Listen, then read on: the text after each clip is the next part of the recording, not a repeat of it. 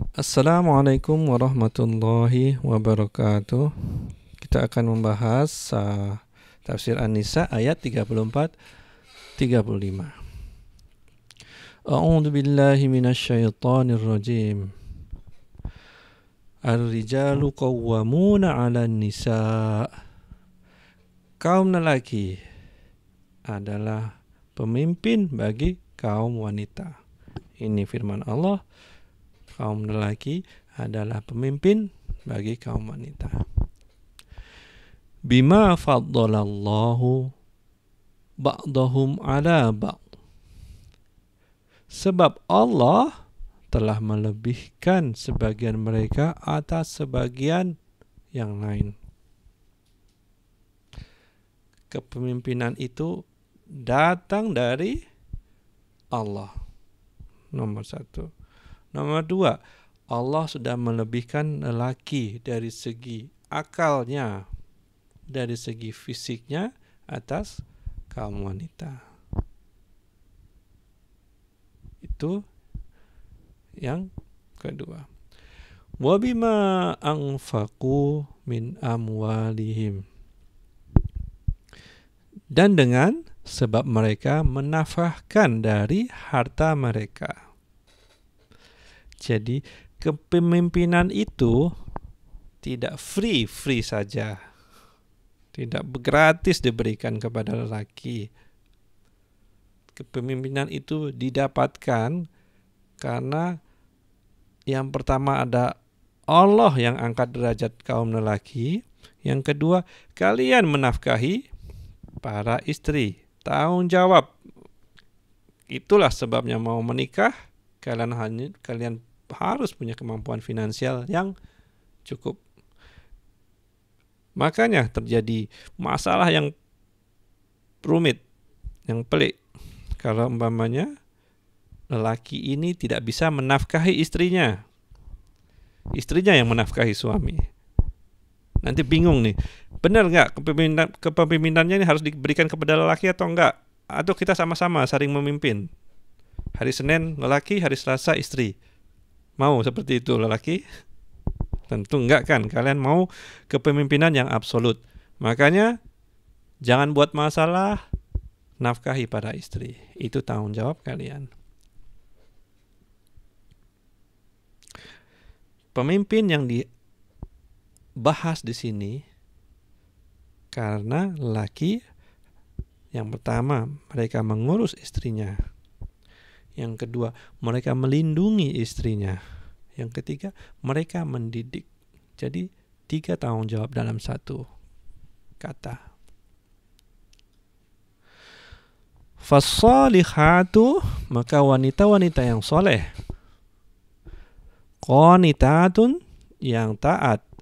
Hafidhatun, yang menjaga diri. Lil ghaibi, di waktu suaminya tidak ada. Bima hafidallah, dengan sebab menjaga Allah. Jadi maksudnya adalah karena Allah. Jadi ketika suami itu nggak ada di rumah, maka perempuan-perempuan tuh mereka jaga diri mereka untuk suaminya. Dan mereka menjaga harta suaminya. Tidak hanya karena suami, tapi ikatan yang lebih kuat lagi, ini adalah bentuk ketaatan kepada Allah. Allah yang minta. Allah yang turunkan dalam Al-Quran. Faham sampai sini? Jadi jangan lakukan hanya semata-mata buat suami. Wallati, dan wanita-wanita takhafuna, yang kalian khawatirkan nusyuzahunna, nusyuznya, kedurhakaannya, melawan kepemimpinan suami, merasa mereka lebih pintar. Fa'idhuhunna, maka nasihati mereka. Nah, ini bagusnya bahasa Quran. Jadi ketika kita suami-suami berhadapan dengan istri yang nusus, lagi melawan nih. Cara pertama adalah nasihati mereka. Kemudian cara kedua, wahjuruhunna, dan wahjuruhunna fil madaji, dan pisahkanlah mereka dari tempat tidur. Jadi jangan tidur berdua. Ini firman Allah. Jadi jangan tidur berdua. Tapi memang untuk kasus pernikahan monogami, suami susah buat memisahkan tidur dari istrinya. Biasanya suami yang nyerah duluan. Wadribuhunna, dan pukullah mereka. Nah, yang ketiga setelah yang pertama nggak bisa, yang kedua nggak bisa, pukullah mereka. Aduh, gimana nih? Quran tuh berarti ngajarin suami mukul istri. Nah, kan selalu ada klaim seperti itu. Mereka nggak lihat. Dulu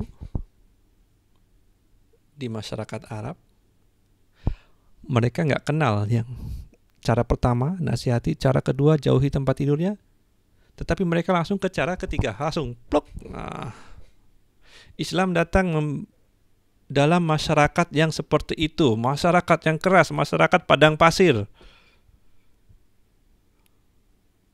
untuk melembutkan mereka.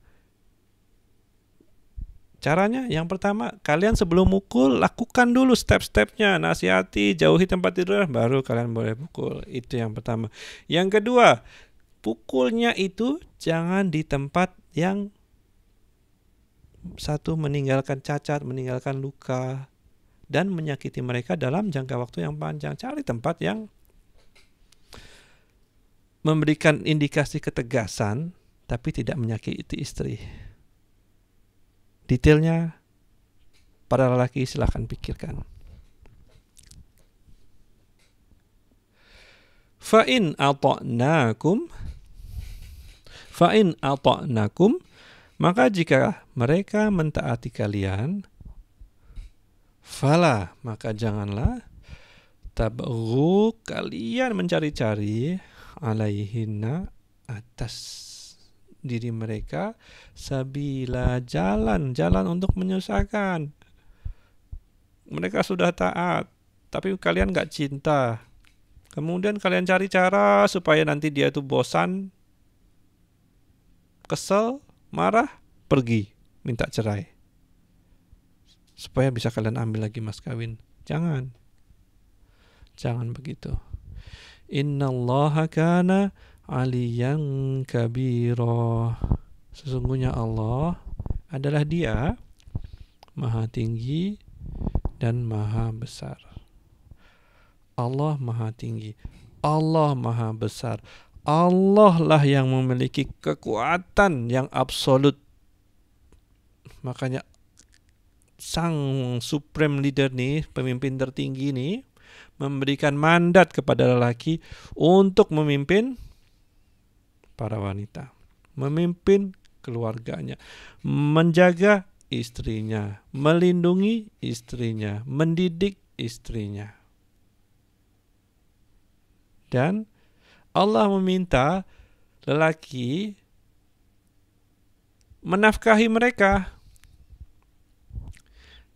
Dan ketika istri itu salah, jangan para lelaki ini menggunakan kekuasaan mereka untuk semena-mena menyakiti istrinya. Cantik nggak bahasa Quran?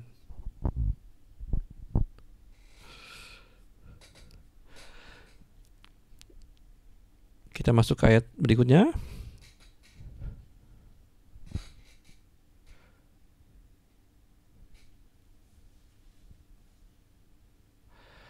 Wa in khiftum, dan jika kalian khawatir, shiqaqu, adanya perpecahan, bainihima, antara keduanya.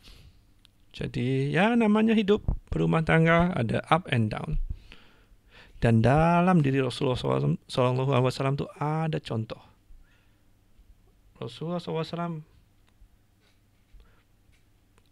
pernah mengalami situasi di mana beliau hampir bercerai dengan Hafsah. Sebagian Muslim tahunya rumah tangga Rasulullah SAW mulus-mulus saja kan. Saya harus bilang tidak. Kalau teman-teman belajar detail, teman-teman akan lihat bahwa Allah menjadikan Rasul Allah ini sebagai contoh teladan. Ada kalanya hubungan itu manis, ada kalanya hubungan itu tidak mulus. Sampai pernah Rasulullah SAW tidur di masjid selama 1 bulan, tidak datang ke rumah istrinya, sampai Madinah itu jadi mencekam. Karena mereka berpikir Rasulullah SAW sudah menceraikan 9 orang istrinya. Itulah kehidupan di dunia, kehidupan yang pertama, penuh dengan ujian. Jadi tirulah bagaimana cara Rasulullah SAW menyelesaikan masalah rumah tangganya.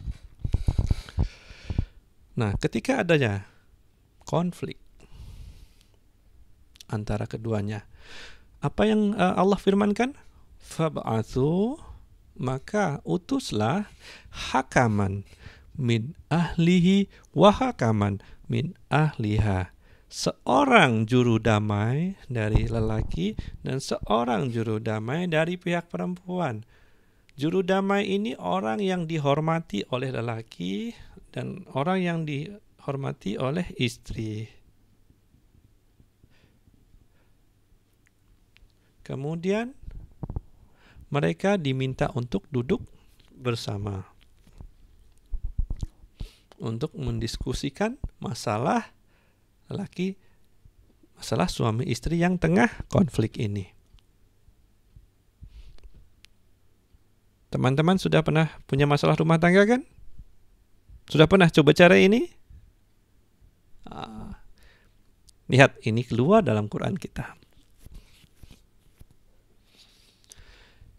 Iyurida, jika keduanya pendamai itu menghendaki islaha, perdamaian, yuwafiki, akan memberikan taufik Allah bainahuma, kepada keduanya. Jadi kalau keduanya itu datang dengan niat yang baik untuk mendamaikan suami istrinya, maka Allah akan memberikan taufik kepada keduanya. Ayat ini tahu nggak? Percaya nggak? Ini dipakai oleh Khalifah Umar bin Khattab untuk memukul juru damai yang gagal mendamaikan pasangan suami istri yang lagi konflik. Ketika mereka dipukul oleh Khalifah, mereka tanya, Khalifah, wahai Umar, apa yang kamu lakukan?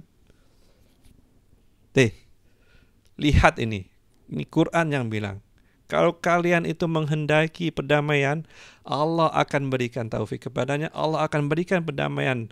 Ini pasti gara-gara kalian tuh gak punya niat yang baik. Itu Umar, sang penjaga Islam.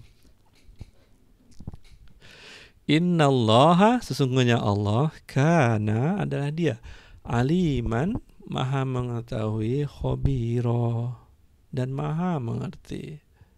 Allah tahu semuanya.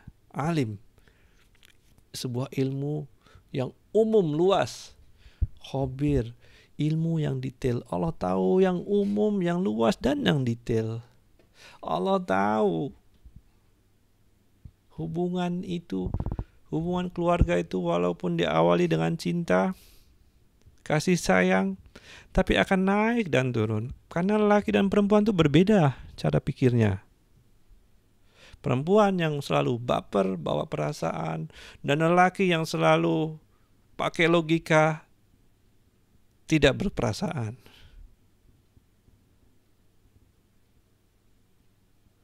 Itulah kehidupan, di kehidupan yang pertama. Jadi, itulah petunjuk Quran. Coba diaplikasikan, Kalau ada teman-teman yang menghadapi konflik rumah tangganya, kalian bersabar, lakukan step by step apa yang Allah sudah turunkan dalam Qur'annya. Jangan melompat. Jangan tahu-tahu minta cerai tanpa berusaha untuk mengirimkan utusan damai. Itu dulu. Terima kasih. Assalamualaikum warahmatullahi wabarakatuh.